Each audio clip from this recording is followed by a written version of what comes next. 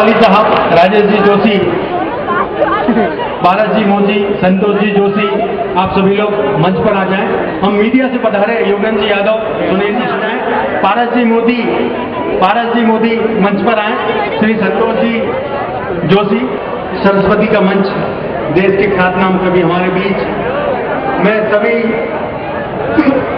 अतिथियों, माननीय अरुण जी यादव, सत्यनारायण जी पटेल, हेमंत जी पाल और यहाँ पधारे हुए सभी देश के ख्यातिनाम कवि, हमारे विशेष अतिथि श्री हेमंत जी पाल। वेद पाठमासना या ब्रह्माशित शंकर प्रभृति भी देवे सदा वंदिता सामां पातु सरस्वती भगवती निशेष जाय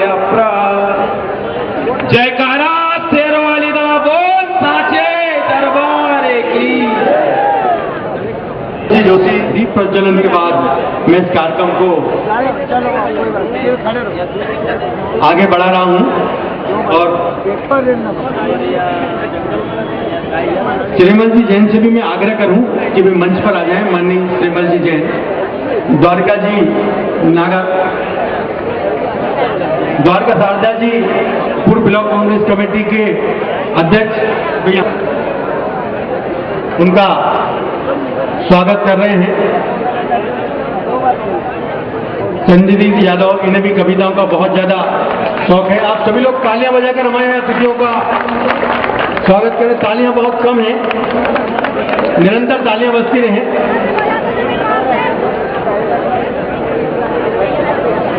साफा सचिन जी सोनी ने अपने हाथ में लिया है, वे माननीय अरुण जी यादव को मान रहे हैं। माननीय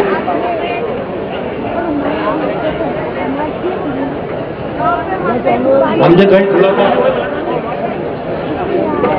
लड़के दूर खसक जाने देगी मैं करो। श्री पप्पू भाई यादव जी को स्मृति चिन्ह प्रदान करें। थोड़ा सा आगे सरक और यार स्मृति चिन्ह और डायरी माननीय अरुण यादव जी को भेंट कर रहे हैं श्री चंद्रजीत यादव पप्पू जी। माननीय अरुण जी यादव जी के बाद वो विधायक सत्यनारायण जी पटेल को स्मृति चिन्ह और डायरी भेंट करेंगे श्री सुनील चंद्रजीत यादव जी। गोपालपुर विधानसभा की ओर से विधायक सत्यनारायण जी पटेल का उत्साह से स्वागत कर रहे हैं। आप सभी लोग तालियों में बहुत कंजूसी कर रहे हैं, तालियां आप लगातार बजाते रहें। श्री विधायक जी ने अरुण जी यादव का स्वागत किया, हेमंत जी पाल का स्वागत चंद्रजीत यादव जी ने किया। अब मैं हमारे कार्यक्रम के विशेष अतिथि श्री मोती सिंह जी पटेल का स्वागत चंद्रजीत यादव जी करेंगे। चंद्रजीत यादव जी स्मृति चिन्ह, पेन, डायरी और पुष्पमालाओं से श्री मोती सिंह जी पटेल का स्वागत करेंगे। पुरुषोत्तम जी माहेश्वरी साहब का स्वागत पप्पू यादव जी करेंगे। श्री पुरुषोत्तम जी माहेश्वरी साहब का स्वागत करते हैं। सबीना जी अदीप का साल और स्मृति सिंह से नगर पंचायत की अध्यक्षा श्रीमती सुमित्रा रमेश चंद्र यादव स्वागत कर रही हैं। आप सभी लोग, मैंने पुनः कहा था, जयेश भाई ताली नहीं बजवा रहे हैं, पब्लिक में से बंटी भाई भी हैं। आप सभी लोग तालियां बजाकर हमारे अतिथियों का इस शीर्षस्थ कवि का आयोजन स्वागत कर रहे हैं। हरिओम जी पवार, इस देश के ऐसे कवि जिनकी वाणी राष्ट्रभक्ति के लिए बिल्कुल आग उगलती है, श्री हरिओम जी पवार, माननीय हेमंत जी पाल आप सब कर रहे हैं। जगदीश जी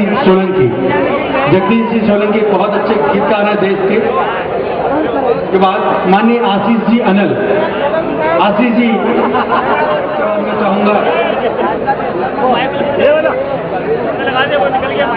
जानी बैरागी जी, जानी बैरागी अपनी भाषा में दे देते हैं तुम चापी अहम चापी, मतलब भगवान कृष्ण ने महाभारत में अर्जुन से कहा कि हम थक गए हैं, तू भी चाय पी और मैं भी चाय पीता हूँ। श्रीमती काव्य मंचों के सफल संचालक, उन्होंने अपना सफर एक शिक्षक के रूप में शुरू किया और आज देश के ख्यातनाम कवि हैं। और मैं आदरणीय दादा को जो अभिनंदन पत्र दिया गया है उसके वाचन के लिए समाजसेवी संस्था आकांक्षा परिवार के अध्यक्ष श्याम जी गोयल और युवा कवि से आग्रह करूंगा इस अभिनंदन पत्र का वाचन करें। श्याम जी गोयल अभिनंदन पत्र का वाचन कर रहे हैं, श्याम जी गोयल। इसी बीच में आकांक्षा परिवार के सभी सदस्यों से आग्रह करूं, हरिराम जी सोलंकी, केदार पटेल सभी अपनी पुष्पमाला यहां ले आए और हम माननीय सत्तन जी का अभिनंदन करेंगे। श्याम जी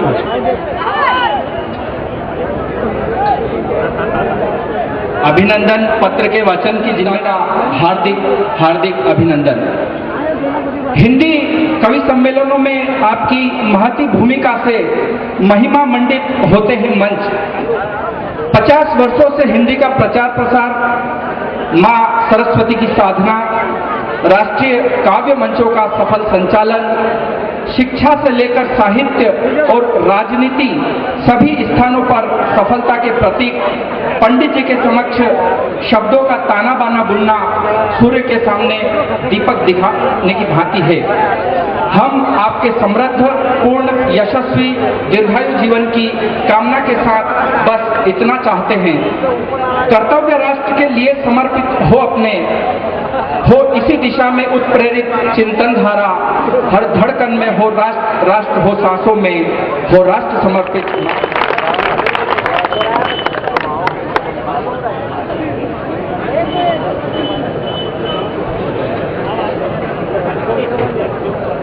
मंच पर बैठे सभी अतिथियों का स्वागत इस बड़े पुष्पहार से करें। आप सभी लोग जितना बड़ा हार है उतने वजन की तालियां आपके होनी चाहिए। आप लगातार तालियां बजाते रहें। एक हार में हमारे तीनों अतिथि आ गए हैं।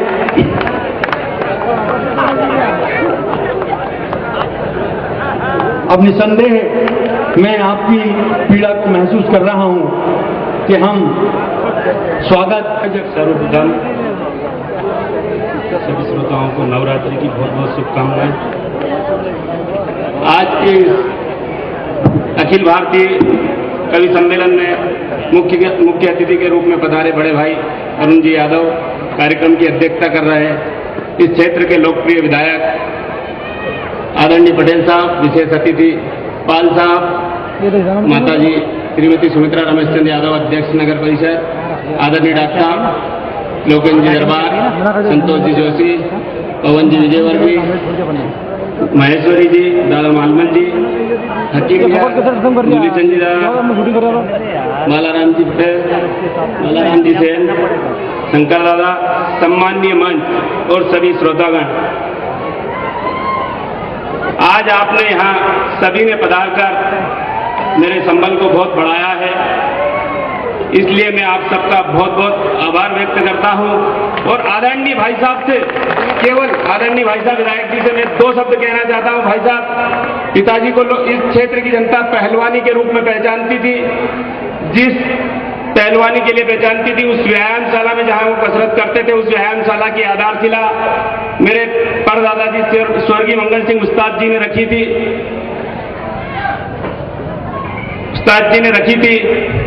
उस व्यायामशाला की आज स्थिति बहुत दयनीय है, जीर्ण शीर्ण अवस्था में है। उसके बावजूद श्री कृष्ण व्यायामशाला से प्रतिवर्ष नेपालपुर नगर से कम 4 से 5 बच्चे नेशनल लेवल पर अपना प्रतिनिधित्व श्री कृष्ण व्यायामशाला का प्रतिनिधित्व करते हैं। तो मैं आदरणीय भाई साहब से केवल इतना निवेदन करता हूं कि संस्था की जीर्ण शीर्ण अवस्थाओं को देखते हुए इस संस्था को जीर्णोद्धार के लिए हमें सहयोग प्रदान करें। आप सब यहाँ पधारे, इसके लिए धन्यवाद। जय माता दी। भाषण भाई पप्पू यादव जी ने दिया। अब मैं आज कार्यक्रम की अध्यक्षता कर रहे क्षेत्रीय विधायक माननीय सत्यनारायण जी पटेल से आग्रह करूंगा कि वे अपना उद्बोधन दें। सत्यनारायण जी पटेल का तालियां बजाकर स्वागत करें। मंच पर माननीय चिंटू वर्मा जी पधार चुके हैं, हम उनका अभिनंदन करते हैं। भारत सरकार के पूर्व मंत्री, ऑल इंडिया कांग्रेस कमेटी के सम्मानित सचिव उसको उतार ले यार। सम्मानित आदरणीय लगवा दे उसको। अरुण यादव साहब, मैं सबसे पहले देपालपुर के समस्त मतदाता और जनता की तरफ से अरुण भाई आपका प्रथम नगर आगमन पर हार्दिक अभिनंदन और स्वागत करता हूं। साथ ही वह तार लगवा ना, आज जो जिनकी स्मृति में बोल दो उसको, वह लगवा ले तार। काव्य पाठ होगा, आदरणीय स्वर्गीय रमेश चंद्र पहलवान साहब ये खुद हाँ की स्मृति में जो काव्य पाठ होने जा रहा है, उसके मुख्य आयोजक चंद्रजीत यादव साहब, नगर पंचायत की अध्यक्षा बहन सुभद्रा नगर कांग्रेस कमेटी के और ब्लॉक कांग्रेस कमेटी के अध्यक्ष शर्मा जी और सचिन सोनी जी, और मैं नाम न लेते हुए सम्मानित समिति के सभी पदाधिकारीगण और मंच पर बैठे सम्मानित सभी नेतागण और हमारे जिला मॉनिटरिंग कमेटी के और जिला कांग्रेस कमेटी के पूर्व अध्यक्ष हेमंत पाल जी और आदरणीय अखिल भारती जो हमारे सचदेव कुमार साहब और मालवा के आनोर बादशाह आदरणीय पंडित सत्यनारायण सत्तन जी और सम्मानित सभी कविगण, आदरणीय राष्ट्रीय लेवल के हमारे कवि सोलंकी साहब, बैरागी जी, बंजारा जी और सम्मानित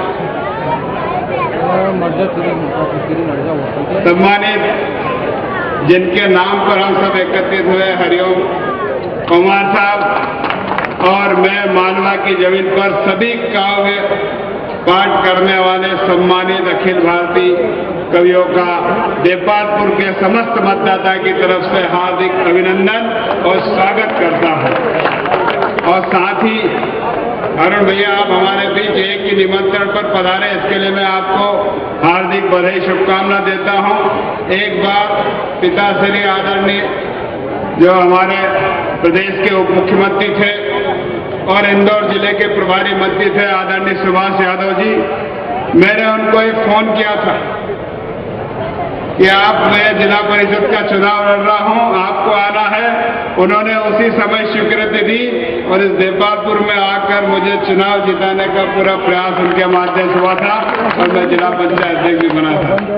तो आज आप हमारे निमंत्रण पर पधारे हैं, मैं आपका और देपालपुर की जनता का तहे दिल से हार्दिक आपका स्वागत करता हूं। ज्यादा कुछ न कहते हुए, जो पहलवान साहब थे जो हमारे बीच नहीं रहे, तो जो हमारे नगर पंचायत अध्यक्ष प्रतिनिधि के रूप में चंद्रजीत यादव जी ने मांग की है, तो मैं विधायक निधि से 11 लाख रुपए की यहाँ के लिए व्यायामशाला के लिए घोषणा करता हूँ और अतिशीघ्र उसका भूमि पूजन में आदरणीय अरुण यादव जी आपको डेट देना है और उसमें आपको और आपके माध्यम से हम कोई सेंट्रल मिनिस्टर को लाकर इसका भूमि पूजन कराएंगे।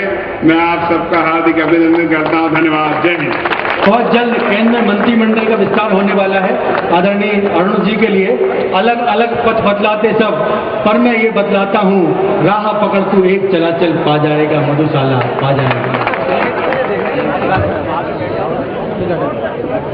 स्वर्गीय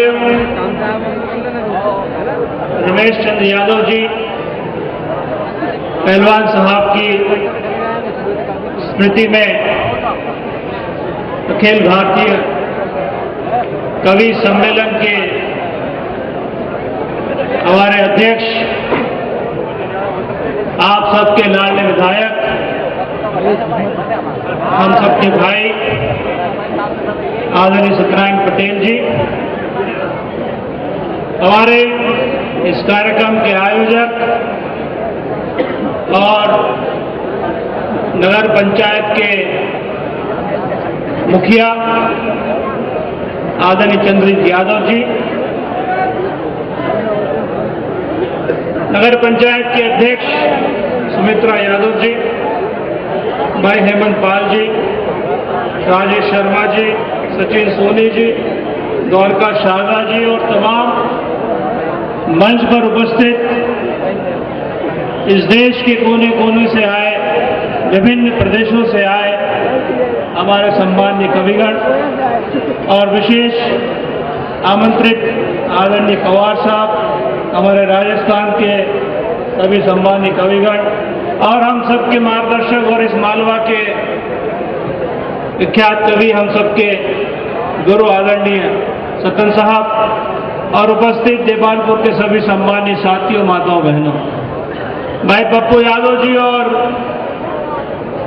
सत्यनारायण सत्तू भाई का बहुत बहुत धन्यवाद, आभार कि उन्होंने आज मुझे आप सबसे रूबरू होने का अवसर दिया और एक इस विशाल कार्यक्रम में आप सबके बीच में आने का भी मौका दिया।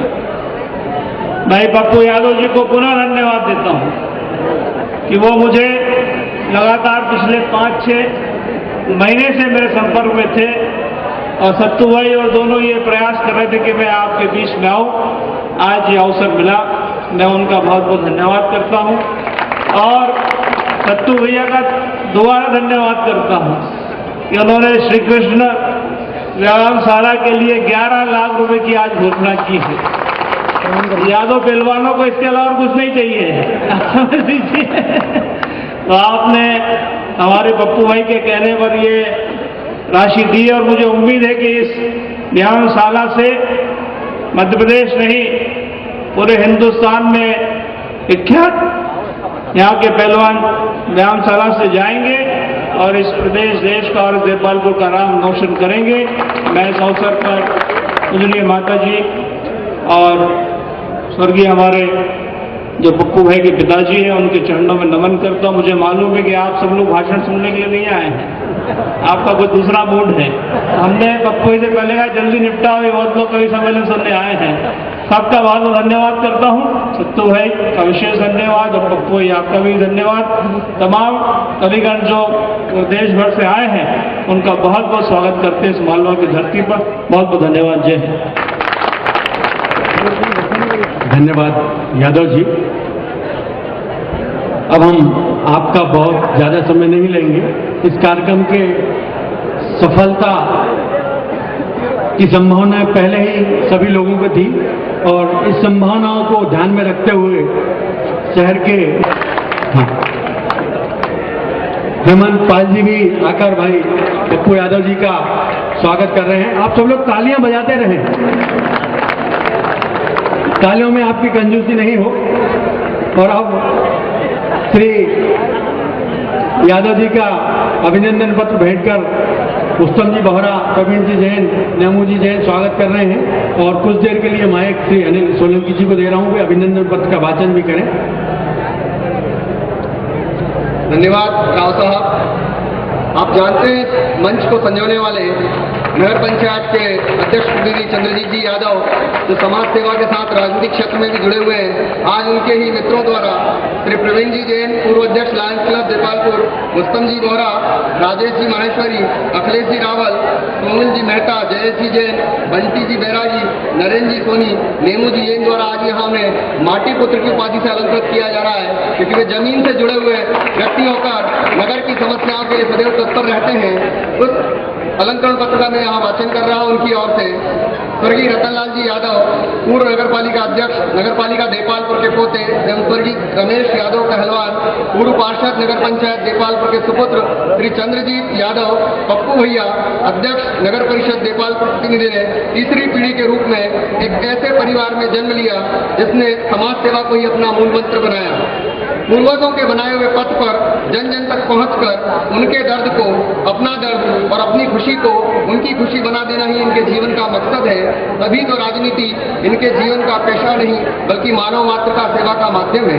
व्यक्तिगत संसाधनों से नगर के प्रत्येक घर तक प्रत्येक मौसम में 24 घंटे पेयजल की सुविधा प्रदान कर उसे ही ईश्वर पूजा माना गया है। इनका ध्येय है कि काम कोई छोटा नहीं होता और आदमी कभी बड़ा नहीं होता, और इसी वाक्य को सर्वोच्च मानकर बच्चों से लेकर बुजुर्गों तक, व्यापारियों से लेकर मजदूर तक और नगर के प्रत्येक व्यक्ति के हृदय में श्री चंद्रजीत यादव पप्पू भैया ने अपनी अमिट छाप बना रखी है। सरल सहज रूप से उपलब्ध चंद्रजीत यादव पप्पू भैया नगर के चहुमुखी विकास एवं सुंदरता के लिए कल सुबह से लेकर देर रात तक ग्रीन देपालपुर, क्लीन देपालपुर की भावना के साथ सतत प्रयासरत रहते हैं। मैं सम्मानीय मंच यादव का सम्मान करें। दोस्ती के पन्नों की किताब हो आप, दोस्ती के पन्नों की किताब हो आप, रिश्तों के फूल में गुलाब हो आप, लोग कहते हैं सच्चे दोस्त मिलते नहीं, आप हो आप। सम्मानीय मंच माननीय चंद्रजीत जी यादव का अलंकरण माटी पुत्र के रूप में उनके मित्रों द्वारा यहाँ भेंट कर रहा है। जोरदार करतब ध्वनि से हम उनका अभिनंदन करें। आज जिन्होंने यह मंच सजाया है, सम्मानीय मंच से अपने मित्रों के माध्यम से अलंकृत माटी पुत्र की उपाधि के साथ इस मंच पर धन्यवाद। जय हिंद। सदैव राव साहब। धन्यवाद सोलंकी जी हमारे बीच मौजूद हैं और इन पंक्तियों के साथ जो पंक्तियां इस मंच पर बैठी सबीना दी अजीत की हैं, इस पंक्तियों के साथ मैं आदरणीय दादा को पूरी शिद्दत, पूरी श्रद्धा और पूरे विश्वास, पूरे समर्पण के साथ ये मंच सौंपूंगा। हमें बना के तुम अपनी चाहत, खुशी को इतना करीब कर लो, तुम्हें हम अपना नसीब कर लें, हमें तुम अपना नसीब कर लो। आदरणीय सत्तन अनुमति मंच ने दे दी। हमारे मुअज्जिज मेहमान यहाँ पर बैठे हैं। देपालपुर के बस स्टैंड पर आज कवि स्टैंड हो गया और कवियों का संचालन करने के लिए एक गली में 2 सत्यनारायण फंस गए।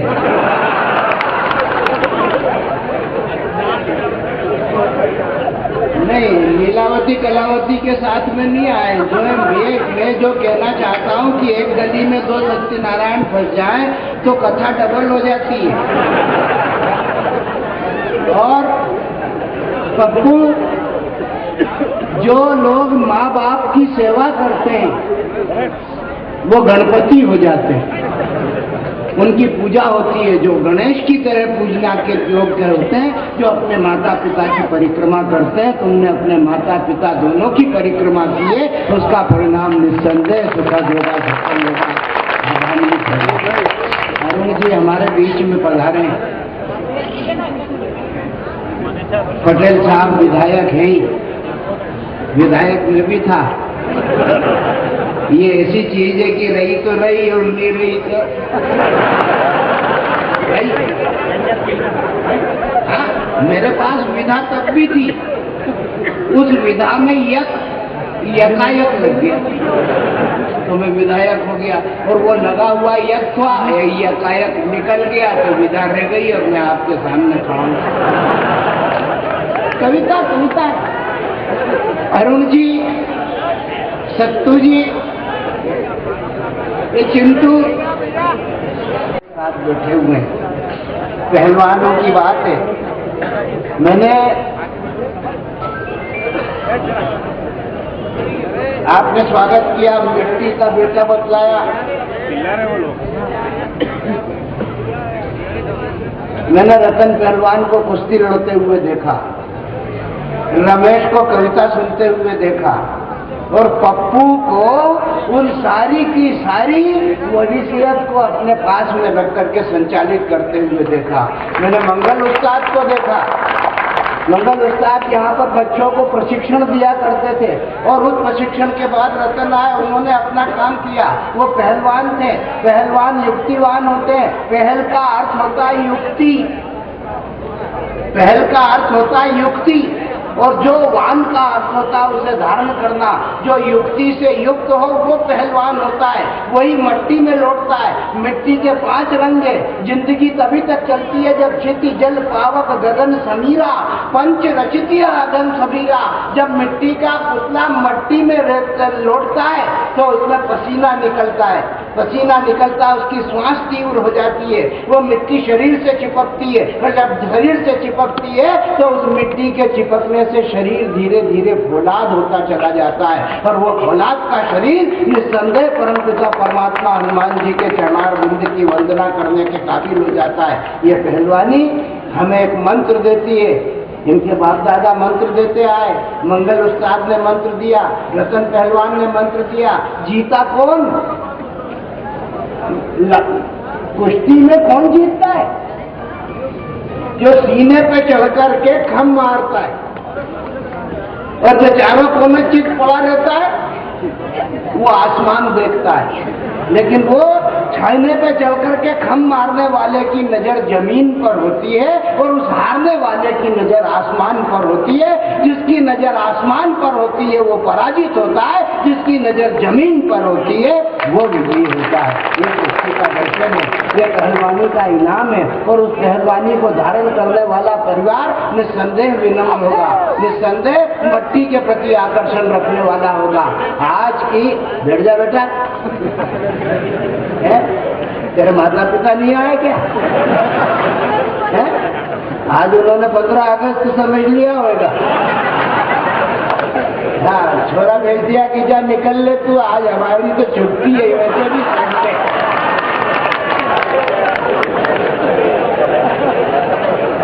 नेपालपुर के लोग बहुत चालू है। अभी इनका क्या लेना देना, अभी आ गए फूल जब तक यहाँ से जाएंगे तब तक वो उनका रविवार हो चुका। अच्छा, मैंने कुछ किया ही नहीं और तुम सब समझ गए। यही कविता का तेवर है। कविता संकेत करती है। देश के ये नायाब कविगण यहाँ पर बैठे हुए हैं और इनमें सबसे पहले डॉक्टर हरिओम पवार हमारे बीच में है, जो इस देश की ऊर्जा को, चेतना को, ओज को, तेज को, प्रताप को गाते हैं। वो आपके बीच में हमारे आमंत्रण को स्वीकार करके पप्पू के आग्रह पर आज नेपालपुर की जमीन पर पधारे। हम सब मिलकर के जोरदार तालियों की गड़गड़ाहट से उनका स्वागत करें, अभिवादन करें। हमारे बीच में बैठे कोटा से आए हुए जगदीश सोलंकी, जिनकी कविताओं को सुन सुन करके पीढ़ियां तैयार हुई। हिंदी साहित्य के काव्य मंचों पर विगत 30 साल से अपनी वाणी का जौहर दिखा करके अपनी सुगमता, सरलता, सहजता के साथ अपने वाणी चातुर्य को लेकर के खड़े होने वाले कवि हैं, गीतकार हैं भाई जगदीश सोलंकी। उनका स्वागत किया जाए, अभिवादन किया जाए। आपके पड़ोस में बदनावर से एक कवि आया है, राकेश शर्मा।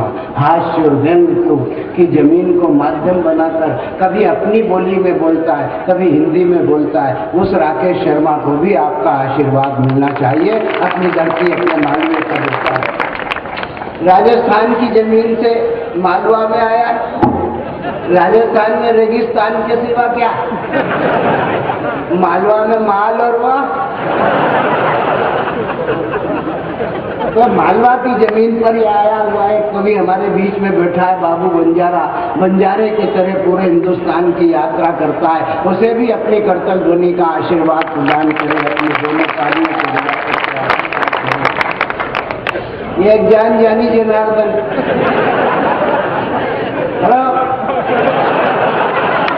अस्सलाम वालेकुम करो।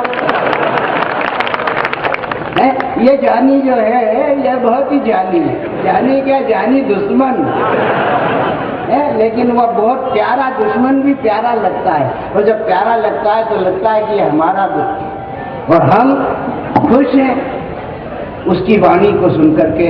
एक बार जोरदार तालियां बजा करके जानी। लखीमपुर खीरी से हमारे बीच में एक कवि को हमने बुलाया है, नाम है आशीष अनल। चलता फिरता विश्वानर, नौजवान कवि, फौज का कवि, आपको प्रणाम करता है, अभिवादन करता है। एक भारत माता की बेटी भी सबीना अदीब की संज्ञा रखती है।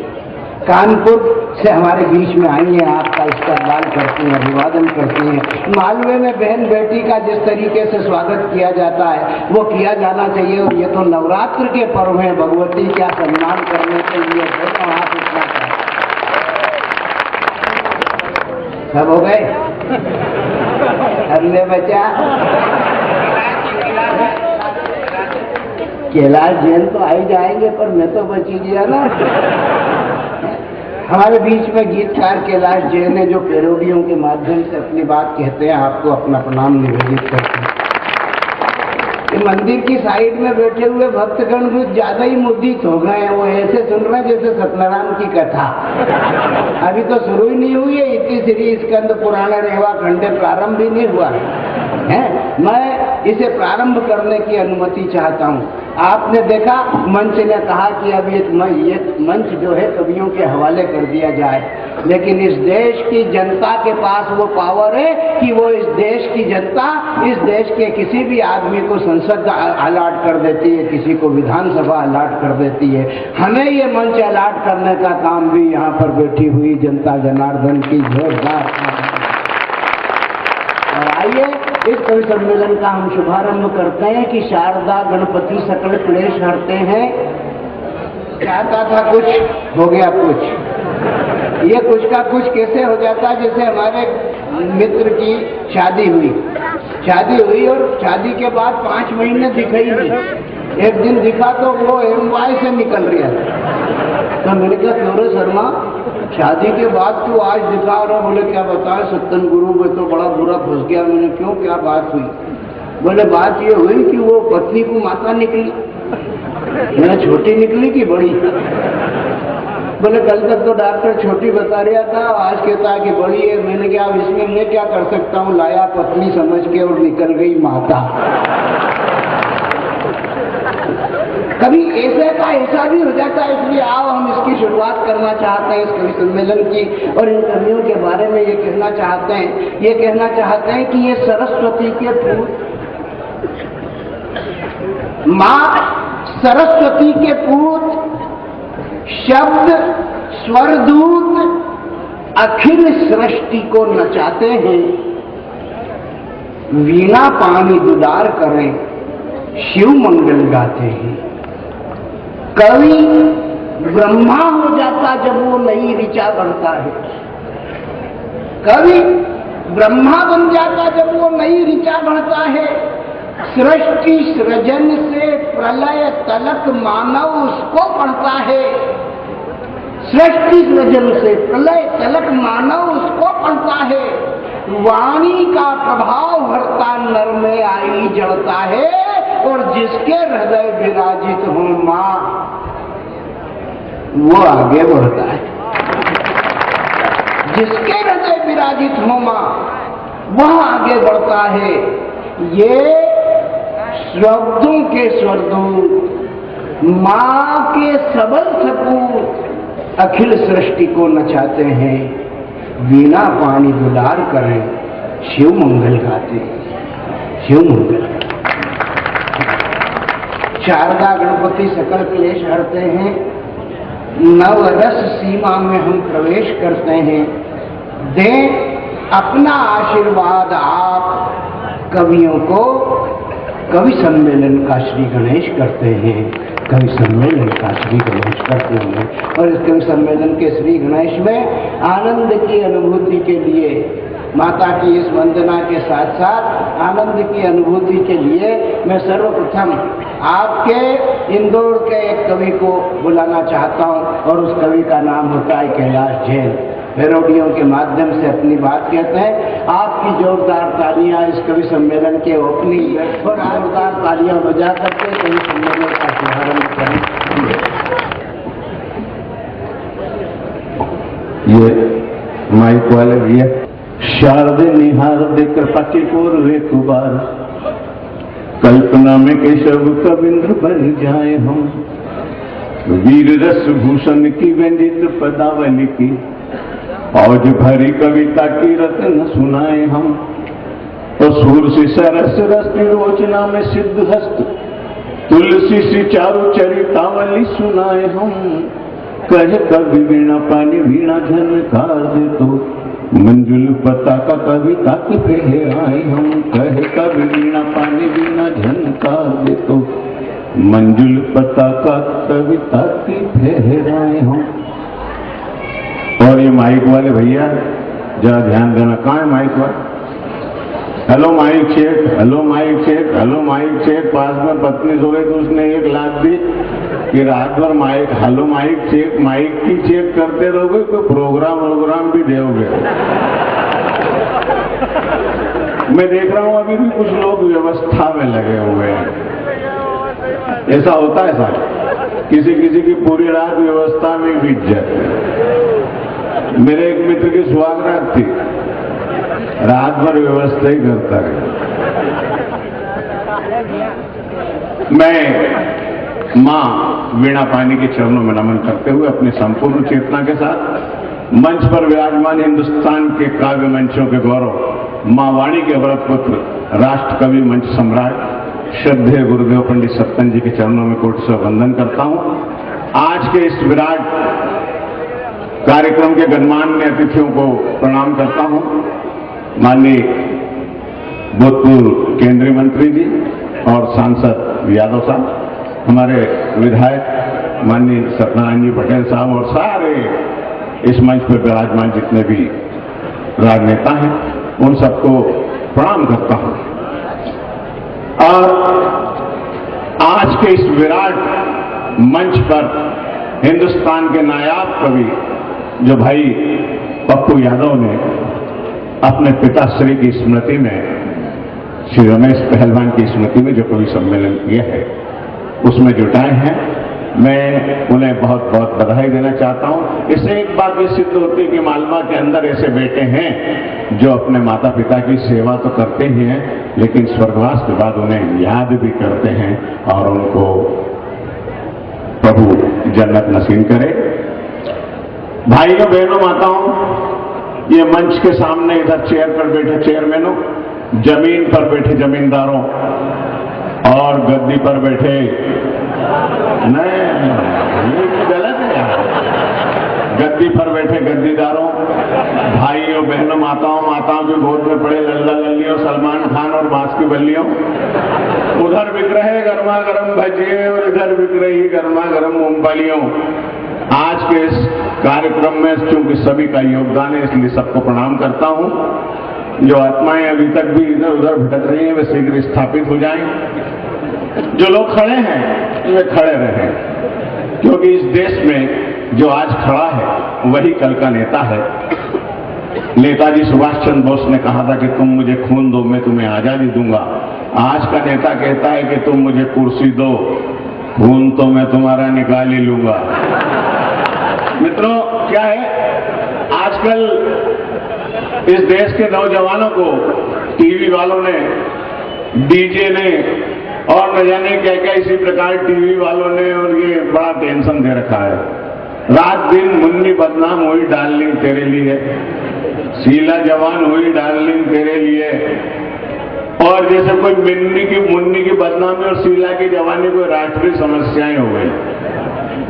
थोड़ी बहुत कमी थी तो एक तरफ से चम्मक चल्लो और दूसरी तरफ से चिकनी चमेली घर से अकेली पौवा चढ़ा के आई। अरे भाई आई तो निकल जाए चुपचाप। ये इतना मतलब एडवर्टाइजमेंट किस लिए? तो मैं आप लोगों को टेंशन नहीं देना चाहता हूं। आज की रात आनंद की रात है, मस्ती की रात है, ठहाकों की रात है। आप सब मस्ती में सुने।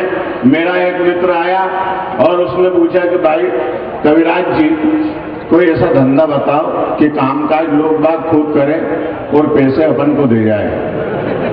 मैंने क्या सुझाव में दे सकता हूं, काम तुझे करना पड़ेगा।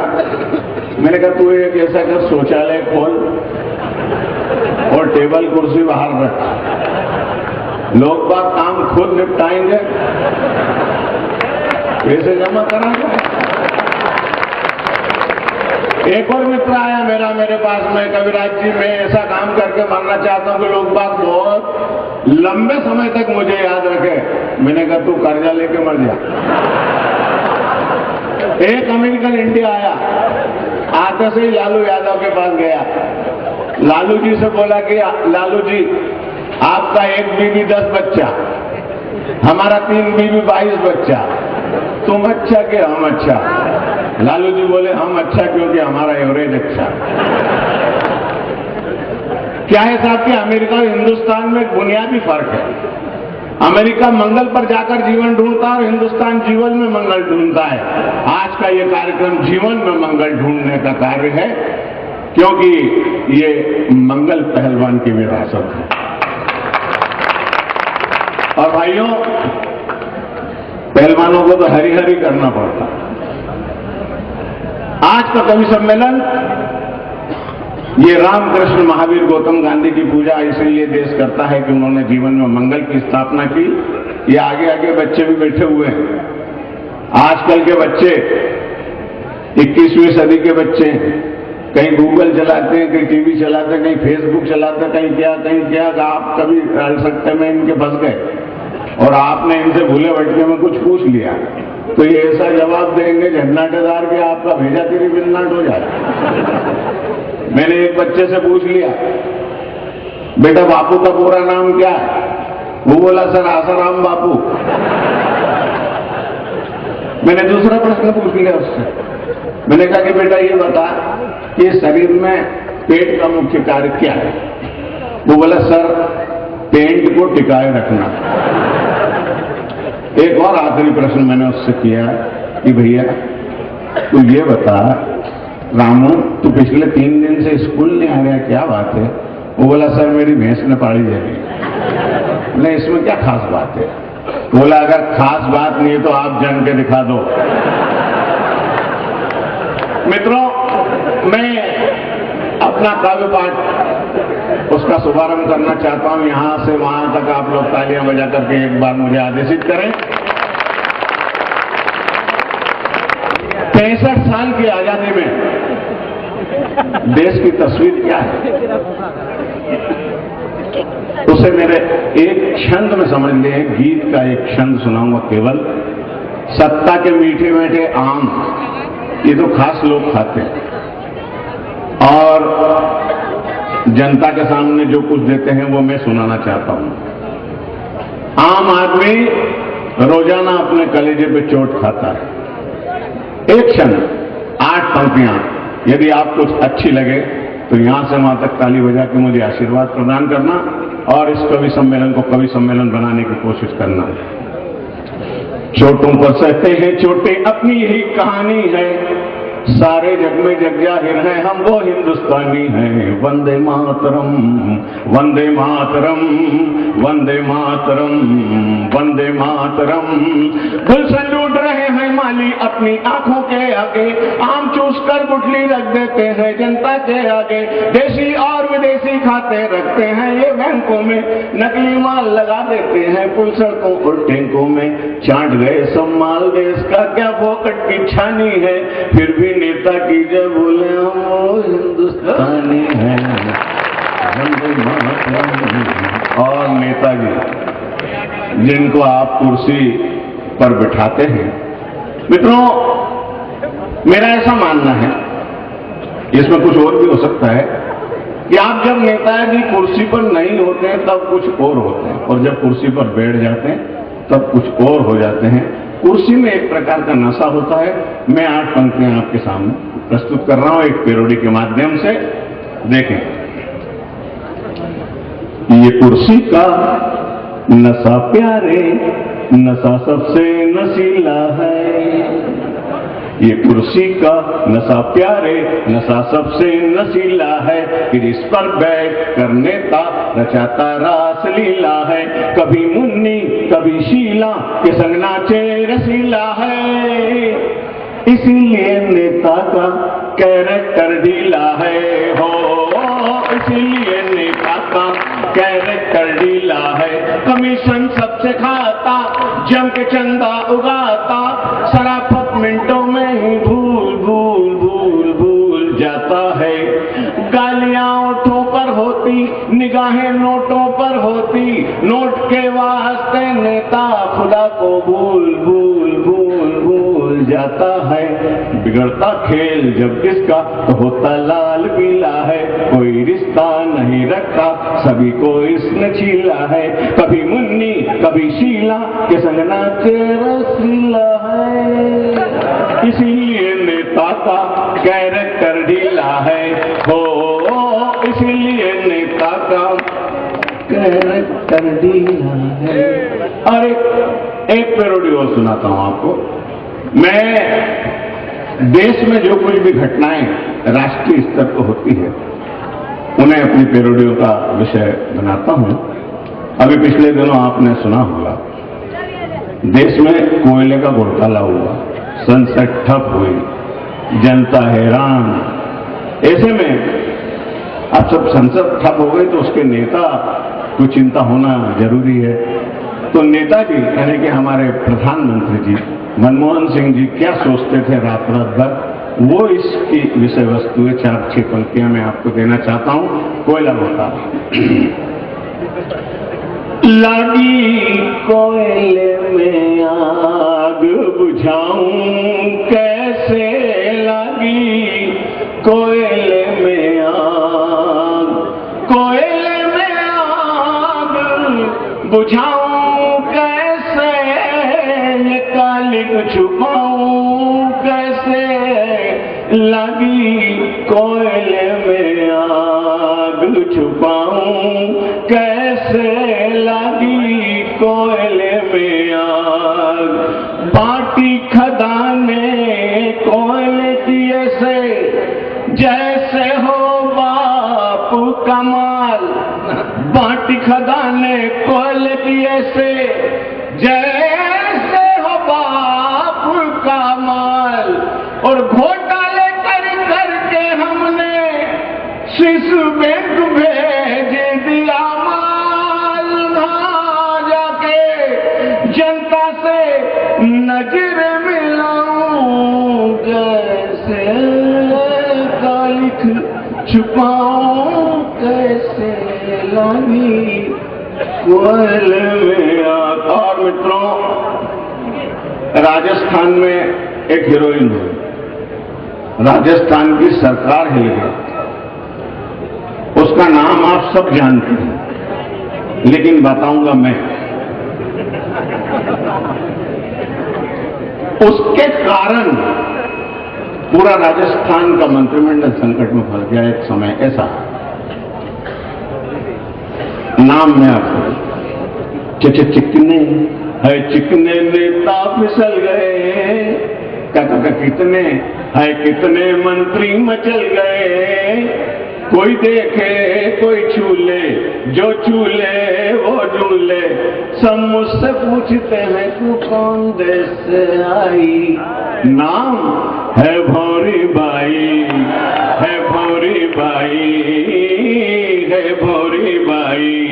मेरी सीढ़ी जिसने देखी मेरा दीवाना है, हो मेरी सीढ़ी जिसने देखी मेरा दीवाना है।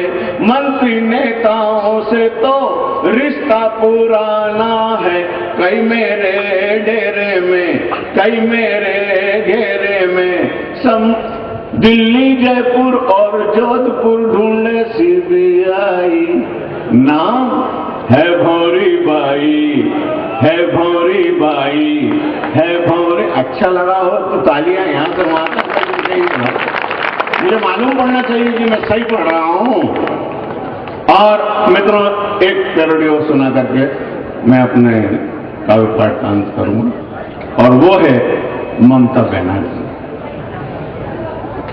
अच्छा, इस देश में एफडीआई की जो नीति लाई गई, डीजल के भाव बढ़ाए गए, गैस के भाव बढ़े, सिलेंडर कम कर दिए, तो ऐसे में ममता ने सरकार से अपना समर्थन वापस ले लिया। एक जोर का झटका सरकार को लगा उस समय। मैं 4 पंक्तियां एक पैरोडी के माध्यम से आपको सुनाना चाहता हूं। एक ही ताली बजा रही है, क्या बात है? तम्बाकू फटका लिया है, ताली नहीं। जोर का झटका है जोरों से लगा, हाँ लगा, जोर का झटका है जोरों से लगा, हाँ लगा। खतरे की घंटी ममता ने दी बजा, हाय बजा। मनमोहन भागे टीवी के आगे, माया मुलायम कीमत मांगे, और सोनिया सबको रही है मना, हाँ मना। जोर का झटका है जोरों से लगा, हाँ लगा। और ममता कैसी, बिजली जैसी कड़की वो, एफडीआई पर भड़की वो, गैस डीजल के भाव घटाने सोनिया जी से अड़ती वो। गुस्से में तन गई, शेरनी बन गई, रूप दिखाया चंडी वाला, यूपीए से लिया समर्थन हटा, है हटा। जोर का झटका है भाई की आत्मा भाई में घुसी आई और ऐसी ऐसी आत्मा घुसी की 3 झुमके यही मार दिए। ये कविता का जिंदा जादू है अरुण जी। ये जो कविता का आप देखो, आपको बैठे बैठे यहाँ तो वो तो हो ही नहीं रहा कि छोटी छोटी नैया और बड़े बड़े गुआल लेकिन वो होए और भागवत कथा होए तो नाच वाच भी ठीक लगे। कवि सम्मेलन में ही शुरू हो गया भौरी भाई। ये विज्ञान का युग है, कई तरीके के कई किस्म के परिवर्तन देखने में आते हैं। और ये तो मोटर स्टैंड है, यहाँ पे तो कई आत्माएं घूमती फिरती है। अच्छा, कुछ आत्माएं ऐसी है जो घूमती फिरती नहीं है, यहीं बस गई है और बस गई है तो इनमें फंस गई हो तो क्या मालूम है। ये ओवरलोडिंग है। बहरहाल इनका चालान कोई करेगा वो भूतनाथ होगा। आप कविता सुनने की मानसिकता में आ गए। ये कवि सम्मेलन की हवन में दी हुई पहली आहुति थी जिसे आपने सुना और वो भाई ठिठक ठिठक करके नाचने लगा। निस्संदेह ये सफलता का सूचक है। हाँ बेटा निकल लो, अब टाइम हो गया और कुछ मिलना नहीं है। क्या इधर से ही निकलो। हाँ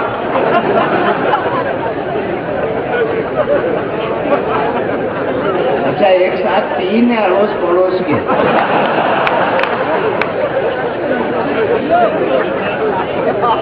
जब ये जाएंगे ना तो वो आएंगे।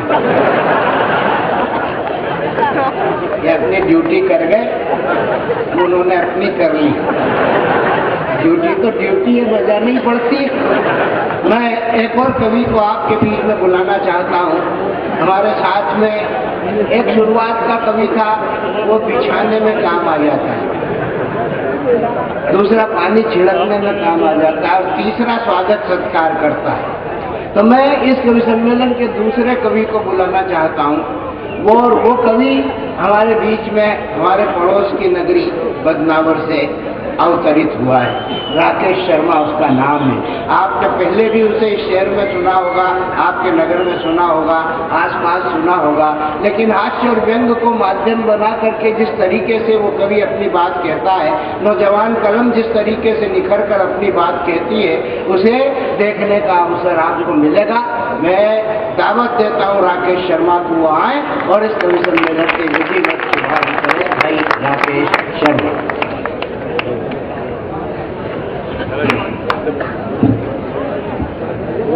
मेरे सपने में जंगल, मेरे सपने में जंगल, जंगल में झोपड़ा, झोपड़े में मैं और प्रियंका चोपड़ा। मेरे सपने में जंगल, जंगल में झोपड़ा, झोपड़े में मैं और प्रियंका चोपड़ा। कह रही थी काश अपने साथ पप्पू यादव होते। मैंने कहा मैं हूं तो सही। बोली तू तो मेरा भाई। मैंने कहा मैं हूं तो सही। बोली तू तो मेरा भाई। भाई सुनकर मेरा सपना टूटा, उसके हाथ से चाय का कप छूटा और फूटा। मैंने सोचा अच्छा वो फूट गया वरना मुझसे धुलवाती। मैंने सोचा अच्छा वो फूट गया वरना मुझसे धुलवाती। इसलिए सपने देखना हो तो हमेशा घरवाली के देखो, वरना तुम देखोगे प्रियंका चोपड़ा के तो घरवाली देखेगी प्रेम चोपड़ा के।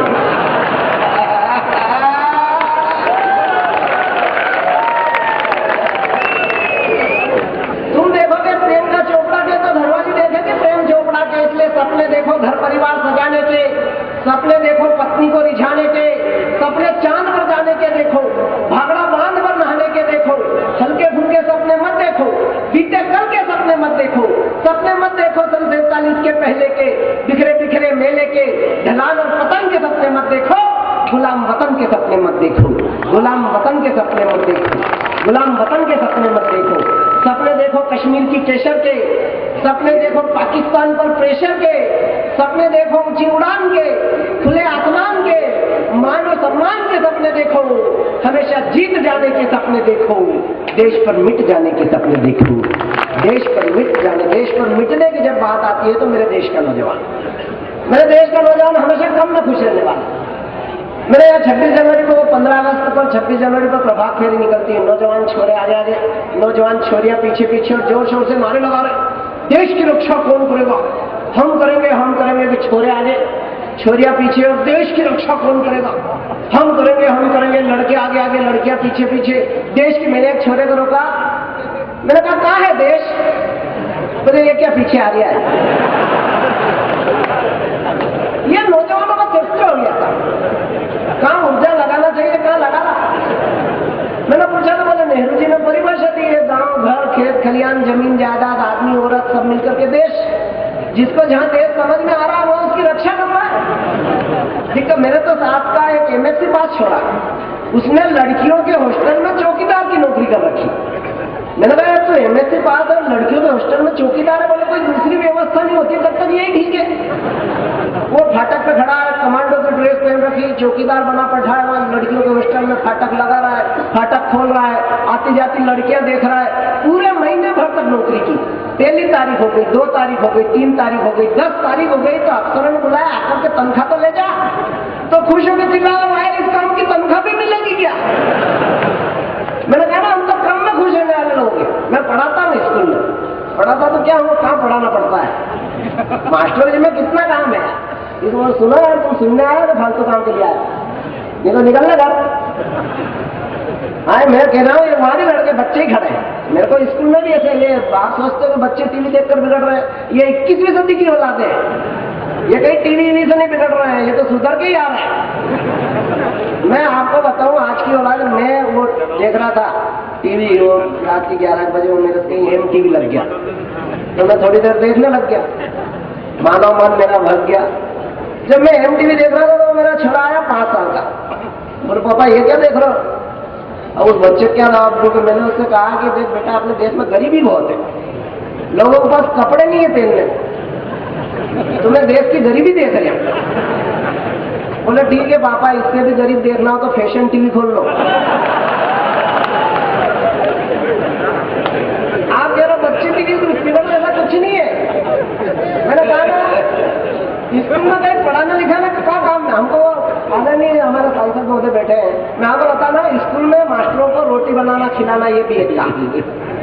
आदरणीय मैं एक लफड़े में फंस गया था। एक दिन मेरे स्कूल में रोटी बनाने वाली औरत नहीं आई, मैंने छोटे छोरी को केले बांट दिए।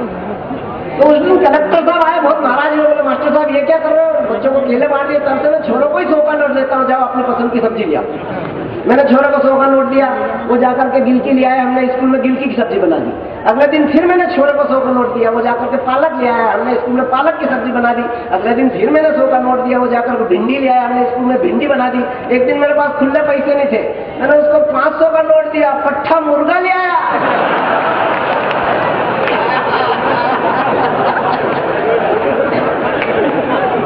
अब आप कह रहे बच्चे टीवी से बिगड़ रहे। ये मैंने कहा ना, ये सब सुनो, मैं जिस स्कूल में पढ़ाता हूँ, गांव के सरपंच साहब मर गए, मैंने बच्चों को लाइन से खड़ा किया, 2 मिनट मौन रखा, श्रद्धांजलि दी और छुट्टी कर दी।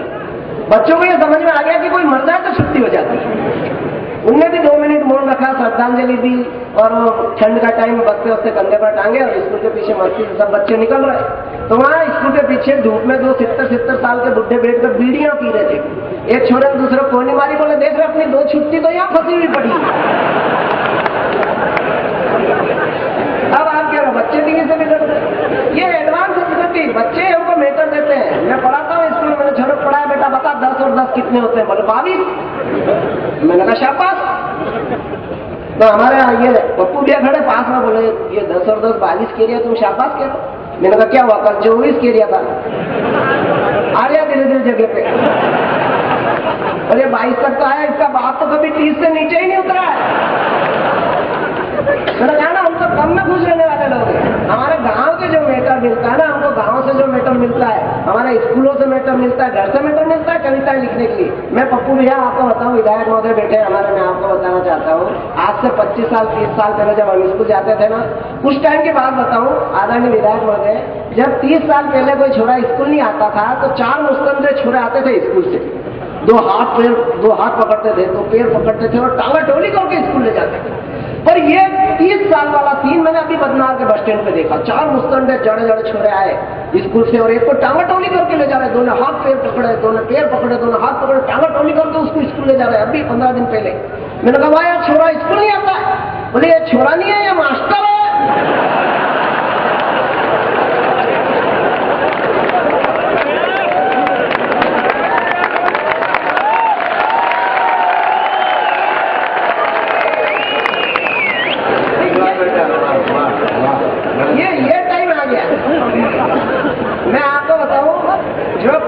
पढ़ने का आनंद अपने मालवा में है, अपने मैं कलवा बड़वा में था, अपने निमाड़ में है। मालवा में वो कविता का आनंद मेरे को दूसरी जगह कहीं पढ़ने में नहीं आता। जो लोग यहाँ का मस्ती, जो मालवा की मस्ती, जो यहाँ की देखने की मिलती, क्या बात करते हो। हमारे क्षेत्र के मैं आपको बताऊं, हमारे इधर अपने पाटीदारों ने, हमारे उधर पाटीदार और पटेलों ने इतनी सोयाबीन उगाई कि हमने ट्रैक्टर और हीरो होंडा की कंपनियां चला दी, इतनी सोयाबीन उगाई। अब हमारे यहाँ पाटीदारों का देखो, उधर हर गांव में हर घर के सामने बोलेरो खड़ी है, हर साल वो CBZ बदल गया पटेल। हालांकि वो 2-4 साल सूखा पड़ा तो बैंक की किस्तें ही नहीं भरा रही, पर हमने इतना काम किया। हमारे यहाँ मैं आपको बताऊं, हमारे यहाँ पटेलों के पास सब साधन है गांव में। आप देखो, उनके पास टीवी है, CD प्लेयर है, वॉशिंग मशीन है, फ्रिज है, कंप्यूटर है, सब है। बिजली नहीं है। अब वो साधन है, उसका उपयोग क्या करें। मैंने देखा वॉशिंग मशीन में चने भरे पड़े, क्या करें उसका। मैंने देखा एक पटेल फ्रिज में से चट्टी बनियान निकाल के ला रहा है। अब नहीं तो उसका उपयोग करें, क्या करें। अच्छा मैं आपको एक बात बताऊं, 20-22 हज़ार 25-25 हज़ार के मोबाइल के इंस्ट्रूमेंट है हमारे गांव में पटेलों के पास। वो मैं स्कूल जा रहा मोटरसाइकिल से, वो सोयाबीन के खेत में खड़े पटेल, मैं उधर से निकला, जोर से आवाज लगा लो, मास्टर साहब मैं आपको कब से फोन लगा रहा हूं, आप एवरेज में नहीं हो।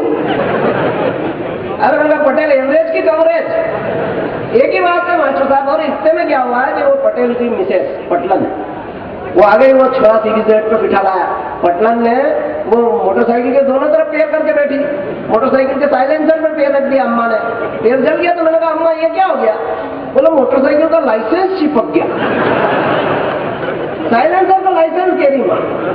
और मैंने कह रही मास्टर साहब आप आए हो तो चाय पी के जाना। अरे मैंने कहा मेरे को एसिडिटी होती है। बोले मेरे फोन से लगा लो। अरे मैंने कहा माँ एसिडिटी और एसटीडी में कोई अंतर ही नहीं। बोला काय का अंतर, दोनों की डायटोन एक जैसी। ये मस्ती है गांव की। अब वो नौकरी ने मेरे को बिठा दिया फार्म हाउस में कि आप टीवी देखो, मैं आपके लिए चाय बना के लाती हूँ। और वो चाय लेके जैसे ही आई, मेरे वो समाचार चैनल लग गए तो अबू सलेम का फोटो आया टीवी में।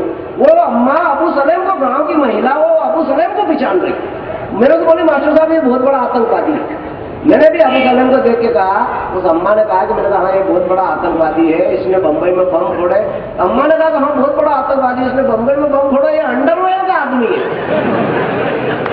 अब अंडरवर्ल्ड को अंडरवियर पे आ गई माँ। इतने में साहब भी आ गए हाथ मुंह धोके, मेरे को देख के इतना के डोकरी की बोले चलो हनीमून पे चलना है।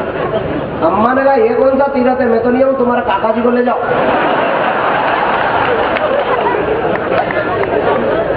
ये मस्ती देते हैं गांव, ये मजा देता है गांव। इसलिए गांव का जो माहौल है, गांव में कभी सम्मेलन। अच्छा हमारे ये माता बहने बैठी ना, ये निकला थे मेरे गांव, मेरे पड़ोस में एक बैंक वाले साहब रहते हैं, कहीं उत्तर प्रदेश के हैं। और मैं उनके पड़ोस में, हमारे यहाँ पटेल आता है, 15 दिन तक दूध देने नहीं आया। जब 15 दिन तक दूध देने नहीं आया, 15 दिन बाद मैं और बैंक वाले साहब दोनों खड़े और पटेल निकला। मैंने कहा अरे यार पटेल तुम दूध देने नहीं आए। बोले मास्टर साहब भैंस कूद गई। तो मेरे को समझ में आ गया कि भैंस कूद गई मतलब उस भैंस के पास दूध खत्म, भैंस में दूध देना बंद कर दिया। पर उनको बैंक वाले साहब को समझ में नहीं आया कि भैंस कूद गई क्या होता है। उन्होंने मैंने पूछा भैंस कूद गई क्या। मैंने कहा भैंस के पास दूध खत्म, भैंस में दूध देना बंद कर दिया, इसका मतलब भैंस कूद गई। उनके समझ में आ गई। अब महीने भर बाद वो पटेल को कहीं बैंक में लोन की जरूरत पड़ी, उन्होंने फॉर्म भरा और बैंक वाले साहब के पास गया। बैंक वाले साहब ने वो फॉर्म देखा, बोले बैंक तो कूद गई। ये मस्ती मैं कह रहा हूँ, ये मस्ती बाहर का आदमी यहाँ लेता है, ये मेटर देते हैं हमारे यहाँ। अभी बहुत सारे मास्टर, मैंने कहा ना मास्टरों के पास बहुत सारे काम है, पढ़ाने लिखाने का। मेरा एक दोस्त है, मैं यहाँ पहले भी 15-17 साल पहले एक बार एक कवि सम्मेलन में आया था, इसका हिसाब किताब भी बाकी है। मैं कह रहा हूँ कि यहाँ मेरा एक दोस्त है कहीं से, मेरे को उसको कहीं से मालूम पड़ गया कि जिसके 2 छोरे होंगे उसको शिवराज सिंह जी 1 लाख रुपए देंगे।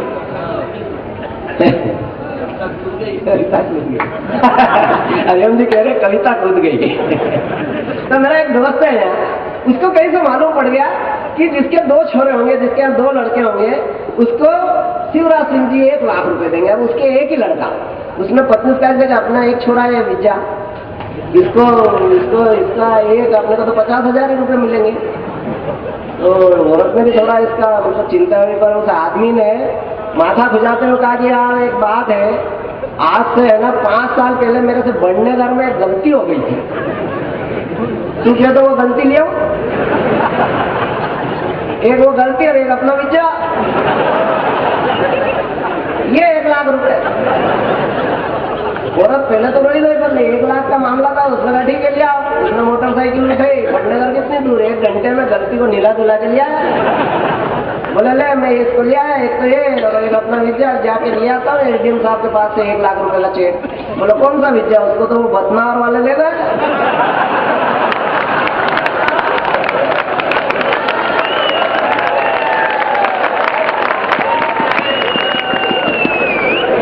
भाई जो गलती तुमसे बढ़ने घर में हो गई वो मेरे को बदनाम हो गई। अच्छा मैं आपको बताऊं, कोई आपके यहाँ जो मास्टर आया होगा वो फॉर्म भरने जनगणना का एक फुकट नाटक हमने सब मास्टरों को दौड़ा है, ये फालतू का काम है साहब, करे कौन और गिने कौन, ये भी नाटक किया हमने। और जो फॉर्म भरने जाता, मैं आपको बताऊं, आपके घर में कोई टीचर आया होगा, आपके यहाँ भी कोई मास्टर आया होगा, उसमें फॉर्म जो भरना पड़ता था, उसमें रामलाल मुखिया, फिर रामकली मुखिया की पत्नी, फिर सुनील मुखिया का लड़का, सुनीता, पुत्रवधू नहीं लिखना, उसमें भी लिखना पड़ता था लड़के की पत्नी, पोता हो तो पोता नहीं लिखना, उसमें भी लिखना पड़ता था लड़के का लड़का, भतीजा हो तो भतीजा नहीं लिखना पड़ता, उसमें लिखना पड़ता था भाई का लड़का। और मेरी क्लास में 2 सगे भाई आते हैं, वो भी हमारी बातें सुनते। मैंने उस सगे भाई से एक भाई से पूछा कि ये तेरा कौन है, बोले मेरा बाप का लड़का। और अब आप कह रहे हो कि बच्चे टीवी से बिगड़ रहे, मैंने कहा ना 21वीं सदी की औलाद है, ये सब टीवी से सुधर के। अच्छा एक बात और बताओ, महिलाएं ज्यादा समझदार, लड़कियां ज्यादा समझदार होती है, ये हमारी गवर्नमेंट भी समझती है कि लड़कियां ज्यादा समझदार है। गवर्नमेंट ने लड़कियों की शादी की उम्र रखी 18 साल और लड़कों की शादी की उम्र रखी 21 साल। मतलब गवर्नमेंट ये समझती है कि जितनी अक्कल लड़कियों में 18 साल में आ जाती है,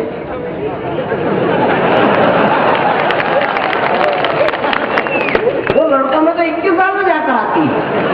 अच्छा एक बात और बताओ, लड़कों की वोट देने की उम्र 18 साल है लेकिन शादी की उम्र 21 साल है। मतलब गवर्नमेंट ये समझती है कि 18 साल में ये देश तो संभाल सकता है, लोग ही नहीं संभाल सकता है। इसलिए मैं कह रहा हूँ कि महिलाएं ज्यादा संभाल। मेरे पड़ोस की एक पति पत्नी है, लड़ झगड़ कर कोर्ट में खड़े को बोले तलाक चाहिए। जज साहब ने समझाया, वकीलों ने समझाया, देखो पति पत्नी एक गाड़ी के 2 पहिए होते हैं, बोले कोई पहिए वही नहीं साहब, हमको तो अलग अलग रहना, तलाक मंजूर करो। जज साहब ने कहा ठीक है तलाक मंजूर, कल से अलग अलग रहना। पति बोला हमारे पास संपत्ति बहुत है, संपत्ति का क्या करें? जज साहब ने कहा आधी आधी बांट लो। ठीक है हम संपत्ति आधी आधी बांट लेंगे, हमारे बच्चे भी हैं, बच्चों का क्या करें? बोले बच्चे भी आधे आधे बांट लो। पति ने कहा कि बच्चे 3 है, आधे आधे कैसे बटेंगे? अब जज साहब माथा भिजाने लग गए। जज साहब को समझ में नहीं आया कि 3 बच्चों को कैसे बांटे। पत्नी ने देखा कि जज साहब परेशान हो रहे हैं, 3 बच्चों को बांटने का फैसला नहीं कर पा रहे हैं। पत्नी से जज साहब की तकलीफ देखी नहीं गई, उसने पति का हाथ पकड़ा, बोला चलो साल भर बाद आएंगे।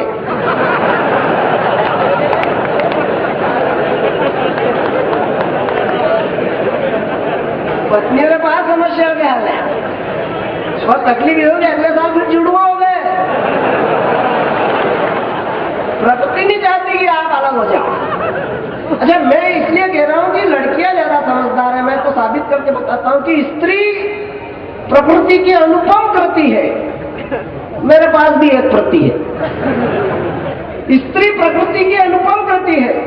मेरे पास भी एक प्रति है। इस प्रति ने मुझसे पूछा मुझसे कितना प्रेम करते हो?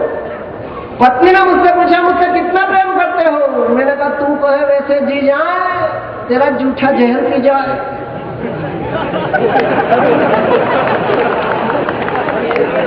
मैंने कहा तू कहे वैसे जी जाए, तेरा जूठा जहर पी जाए। जूठा जहर मतलब पहले तो पी, जूठा जहर मतलब पहले तू पी, फिर उस ग्लास से मैं पीऊं, तेरा अनुसार जीऊं। बोले मजाक मत करो, सीधी तरह से बताओ मुझसे कितना प्रेम करते हो? मैंने कहा ढेरो। बोले ढेरो? बोलो कि तेरे प्रेम में ऊपर चढ़कर गिरकर मरता हूं। मैंने कहा नहीं मैं तो अमर प्रेम करता हूं। बोलो कि तेरे प्रेम में ऊपर चढ़कर गिरकर मरता हूं। मैंने कहा नहीं मैं तो अमर प्रेम करता हूं। बोले अमर प्रेमी, चलो अच्छा मैं मर जाऊं, मैं भवसागर तर जाऊं तो तुम्हारा क्या होगा? मैंने कहा तू मर जाए, मैं तो पागल हो जाऊंगा। मैंने पत्नी से कहा तू मर जाए, मैं तो पागल हो जाऊंगा। बोली दूसरी शादी का विचार तो नहीं रखते हैं। मैंने कहा नहीं, पागल कुछ भी कर सकते हैं। दूसरी शादी का विचार तो नहीं रखते हैं। मैंने कहा नहीं, पागल कुछ भी कर सकते हैं। बोले पागल प्रेमी, तुम मेरे पति परमेश्वर हो। मैंने कहा बिल्कुल है, बात पक्की है, पति परमेश्वर है, एकदम नक्की है। बोली लेने दो।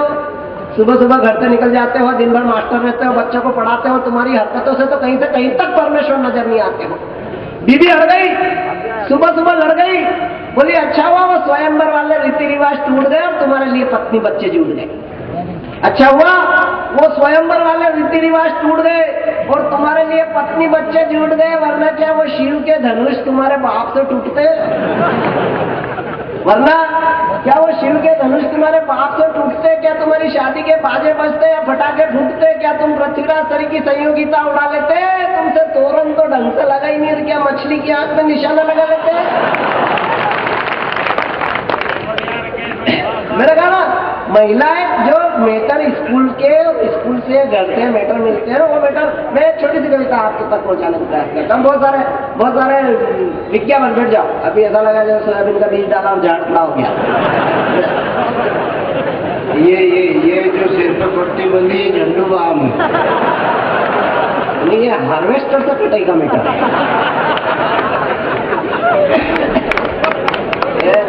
पंजाबी लोग यहाँ से ले जा रहे हैं, तुमने सारंगी पेटला वालों को छोड़ दिया। मैं तो कह रहा हूँ नहीं, गाँव वो समग्र स्वच्छता अभियान चल गया स्कूलों में, गाँव में निर्मल ग्राम। तो वो दिल्ली का एक दल आ गया कोट टाई पहनते हुए हमारे स्कूल को जांच करने, गाँव में जांच करा। अच्छा, तो वो कोट टाई वाला क्या हुआ कि कोट टाई वाले कम से कम 6-7 साल के बाद कोट पहने, आज तो कोट हमारे जाने में पहना है, ये भी साहब ही लग रहा है। पर मैं कह रहा हूँ कि हमारी गांव की औरतें कैसे निपटा देती है। वो कोट टाई वाले साहब ने हमारा स्कूल चेक किया, बोले चलो अपने को बदनाम चल रहा है, मास्टर साहब हमारे साथ बैठ जाओ। मैं उनके साथ बैठ गया। तो रास्ते में एक चने का खेत आया। उस चने के खेत में इस सीढ़े पे तो वो बहू खड़ी और दूसरे सीढ़े पे उसकी सास खड़ी। तो जैसे ही जीप निकली तो हमारे वो दिल्ली वाले साहब को कहीं चने के झाड़ में अच्छा लगा यार, एक चने का डंकल उखाड़ कर ला, ड्राइवर से बोला। और ड्राइवर गया, चने का एक डंकल उखाड़ा और लाने लगा। इतने में तो बहू अपनी वाली पे आ गई कि तेने उखाड़ के दे लिया, हमसे पूछे बगैर, तेरा नाच जा रहा है, तू लाकड़ा पड़ा और तेरा फलाना और तेरा ढिकना, और जो उसने अपनी माली में कैसेट बताई। तो मैं बाहर आया, मैंने कहा अरे भाभी ये क्या कर रही हो, ये बड़े बड़े साहब हैं, दिल्ली से आए, एक डंकल उखाड़ लिया तो क्या फर्क पड़ता है। तो उस भाभी ने अंदर झांक के देखा जीप में, उसने देखा कि सब साहब बैठे, सबके पास कोट टाई। तो उसने वो थोड़ी प्रभावित हुई, उसने इतने सारे चने के झाड़ उखाड़े और जीप में डाल दिए। अब मैंने कहा इतने चने डाल दिए, तुम्हारी सास चिल्लाएगी? बोले कह दूंगी कि बकरे खा गए।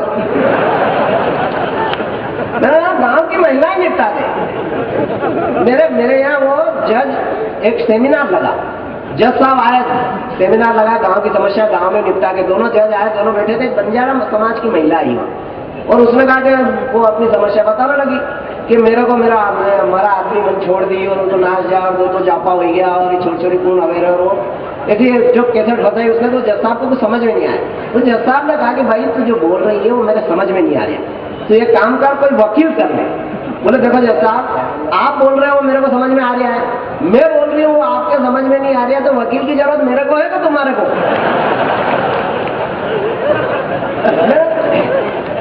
ये गांव की औरतें ये निपटा देती है। गांव के किसान में अभी मैं और जानी बेरा की एक मुंबई कवि सम्मेलन में जा रहे हैं, एक कवि सम्मेलन में जा रहे हैं, तो 2-4 उद्योगपति हमारे पास बैठे। उनने हमारे पास एक पटेल भी बैठे थे। पटेल बड़ा सा साफा पहले, वो भी बम्बई में कहीं बेचा कुछ माल, तो उसके टमाटर के पैसे लेने जा रहे हैं। अब उन 2 उद्योगपतियों ने उस पटेल के मजे लेना शुरू कर दिए।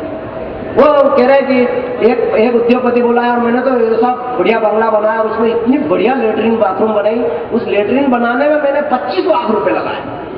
तो दूसरा बोला कि तेने 25 लाख रुपए बनाए, मैंने तो मेरे यहाँ ऐसी लेटरिन बाथरूम बनाए उसमें मैंने 50 लाख रुपए लगाए, अंदर कंप्यूटर लगा दिया। आदमी का आने जाने का वजन अलग।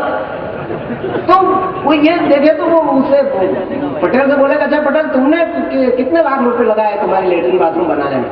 बोले देखो मैंने कोई लेटरिन बाथरूम बनाने में पैसे क्या लगाया, मैं तुमको बात बताऊं, तुमने बोले 25 लाख लगाए, तुमने 50 लाख लगाए, और सुबह सुबह जिस खेत में मैं लोटा लेके जाता हूँ उसके अमिताभ बच्चन ने 7 करोड़ रुपए लगा दिए।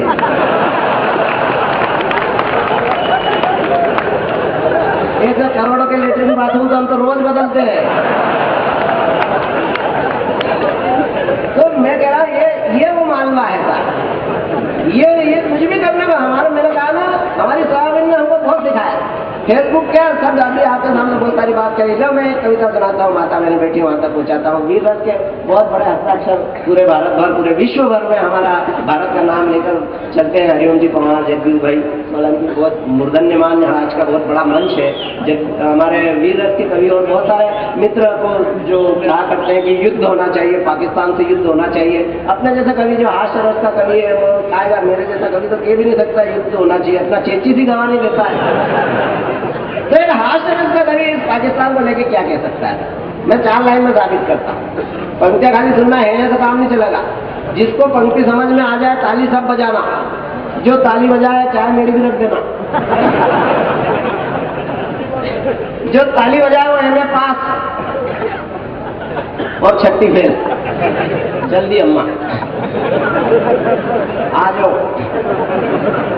मैं कहता हूँ ये माता मैंने और मेरे स्कूल में ना बहुत सारा उसके फोटो लाके लगाया। आदरणीय सांसद महोदय वो बहुत महाराणा प्रताप का, शिवाजी का, चंद्रशेखर आजाद का, भगत सिंह का, सबके फोटो लगा दिए मैंने लाइन से।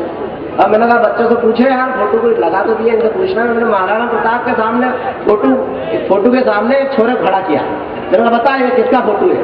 उसने घोड़ा देखा, भाड़ा देखा, बोले तेजा महाराज का। ये वो 8वीं में छोटा बुलाया मैंने, क्यों रे? बोले है तो तेजा महाराज का पर गलत है। बोला गलत कैसे है? बोले इसमें सांप नहीं काट रहे हैं।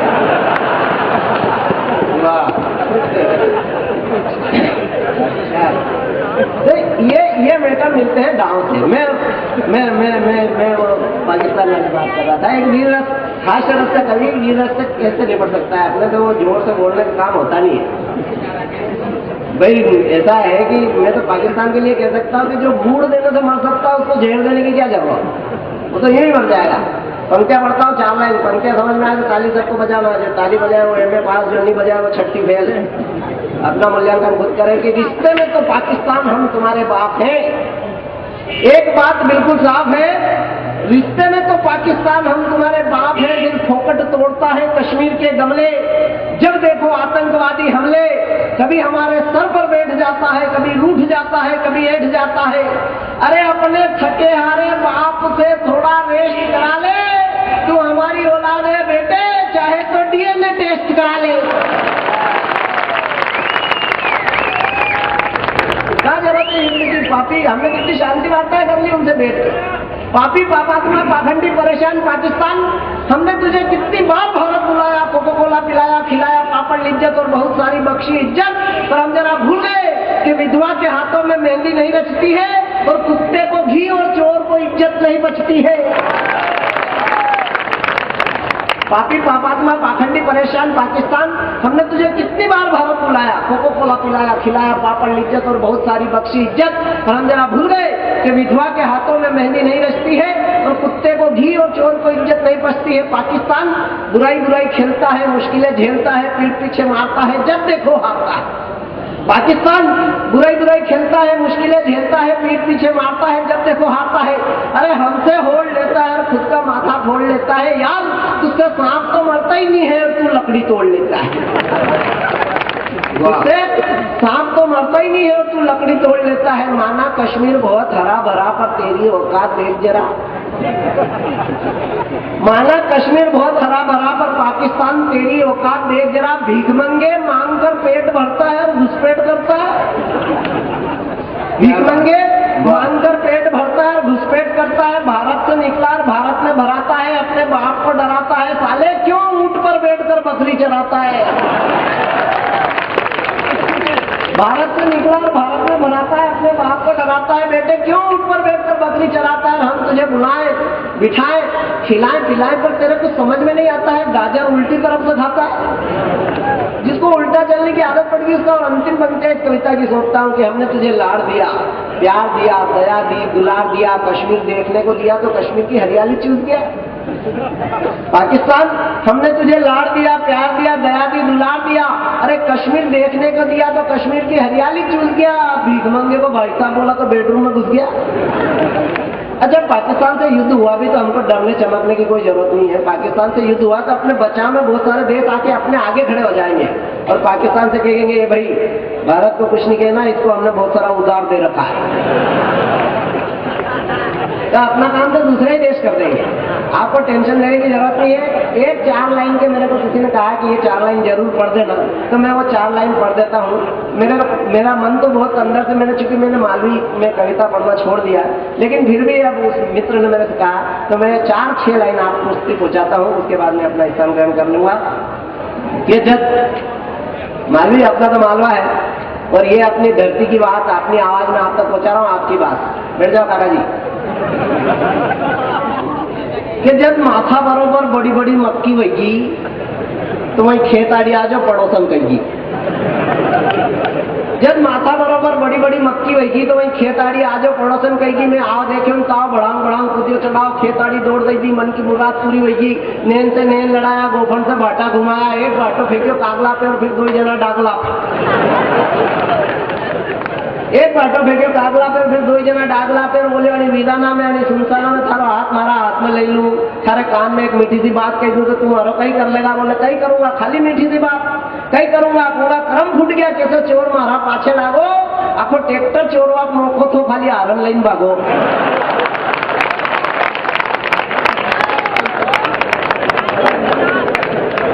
ये थे भाई राकेश। अगर उस पर कुछ हो जाए तो सवेरे सवेरे आयोजक को ऐसा लगेगा कि रात को बरसात तो हुई नहीं थी है, इसलिए उन्होंने नागरिक धर्म का पालन किया। आप आश्वस्त होकर के कविता सुनाओ और जो सुनने वाले लोग हैं वो जोरदार तालियां बजा करके तो आश्वस्त। लीजिए साहब, एक छोटा सा गीत आप तक पहुंचाता हूँ, लेकिन 1-2 छोटी छोटी बातें क्योंकि आपसे जुड़ने के लिए करना चाहता हूँ। अपनी बोली अपनी भाषा मैं आपसे बात करूंगा। गीत में निवेदन करता हूँ, व्यवसाय से मैं भी अध्यापक को बहुत सारी बातें मिलती हैं। एक बार 1-2 लड़के लेट आए पढ़ने, मैंने एक से कहा, मैंने कहा मोहन तो लेट कैसे हो गया? तो गुरुजी मेरे 5 रुपए का सिक्का था, वो कहीं रास्ते में गिर गया, मैं उसे ढूंढ रहा था। मैंने कहा बढ़िया बात है, कोई बात नहीं। दूसरे से कहा, मैंने कहा रमेश तू क्यों लेट हुआ, तू तो जल्दी आता। तो उसने कहा गुरुजी ऐसे ही। मैंने कहा यूं ही क्या होता है, सही बात बता। का गुरुजी बात ये थी, इसका जो कलदार सिक्का गिरा था मैं उस पर पैर रख के खड़ा हुआ था, अब ये आगे बढ़ी तो मैं आऊं। तो छोटी छोटी बातें तो बहुत मिल जाती है साहब। लीजिए मैं अपने सीधे सीधे गीत पढ़ता हूँ, निवेदन करना चाहता हूँ। बहुत सारी सामाजिक विसंगतियों के गीतों में से एक संस्कृति का गीत आपके चरणों तक पहुंचाता हूं। देखिए हमारे यहाँ पर समाज में अनेक प्रकार की बातें होती हैं। एक अनिमेल विवाह का छोटा सा गीत है। कई बार हम गलतियां कर देते हैं, हमारे ग्रामीण अंचलों में हो जाती है। एक बड़ी लड़की है जो 20-22 साल की है, एक छोटा लड़का है 15 साल का है, दोनों की शादी कर दी जाती है। अब वो बड़ी लड़की भगवान जगदीश से क्या कहना चाहती है, बस इतनी सी बात, भैया थोड़ी सी देर शांति दे दो। हाँ मेरे भाई आपकी बात कर रहा हूँ। अब वो बड़ी उम्र की लड़की और छोटा लड़का है, दोनों की शादी। गीत यहाँ से निवेदन करता हूँ साहब। लड़की बोली उस लड़के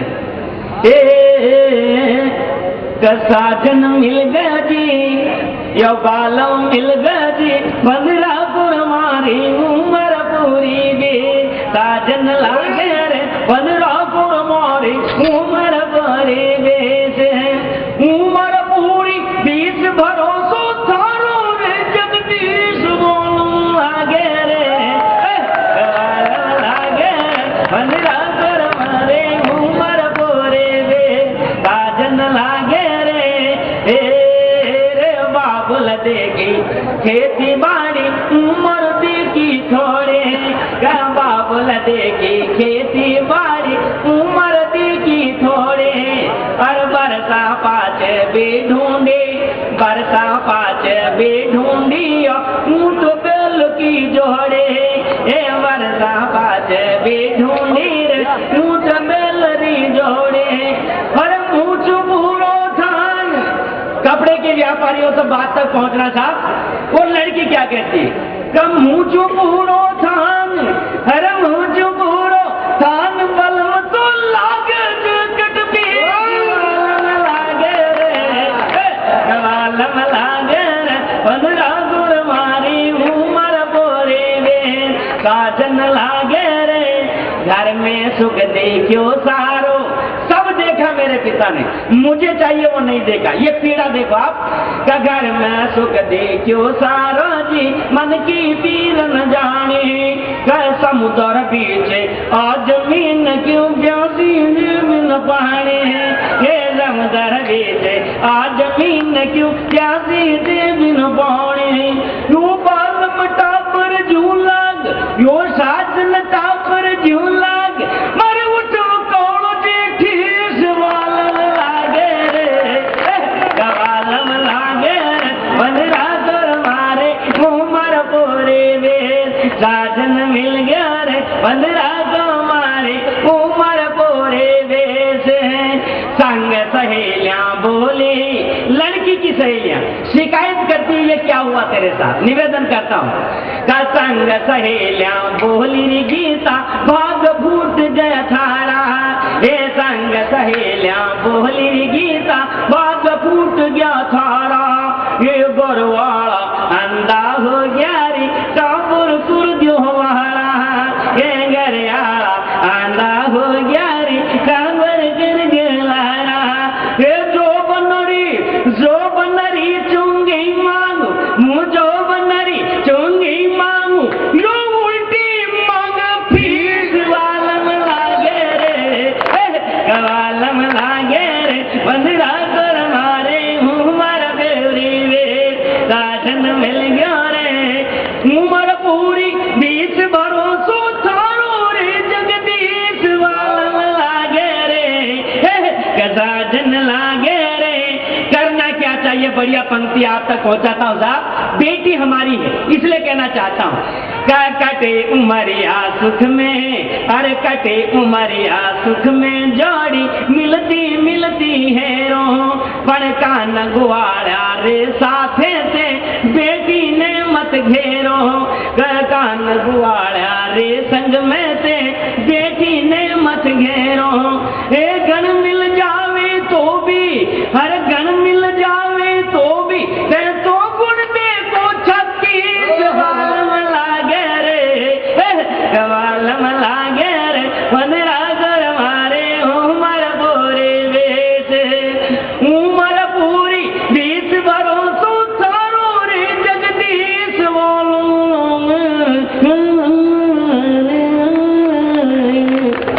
और लीजिए साहब एक छोटा सा गीत और पढ़ देता हूँ साथ के साथ, बहुत मेरा प्रिय गीत है। ये तो तेरा प्रिय गीत है, पर इस गीत में जो तूने बात कही उसमें भी अनुवाद है, बालम मिल गयो रे, क्या ही है वो, कितना बड़ा मिल गया 15 का, और उसकी उम्र 20 की, और भरोसा जगदीश का। ये जगदीश कौन है?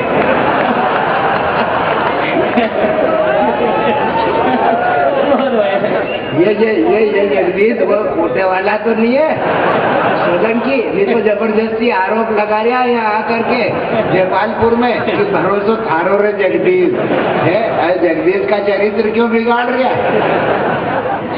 ये कविता में सबसे बड़ी बात होती है, आपने सुना होगा, देखा हुआ है, वो गाना बजता है, हो राम जी मेरा पिया घर आया, हो राम जी। पिया सबका घर ही आता है, कहीं जाता है क्या? है? इसमें गाने की और चिल्लाने की क्या जरूरत है? लेकिन जो पिया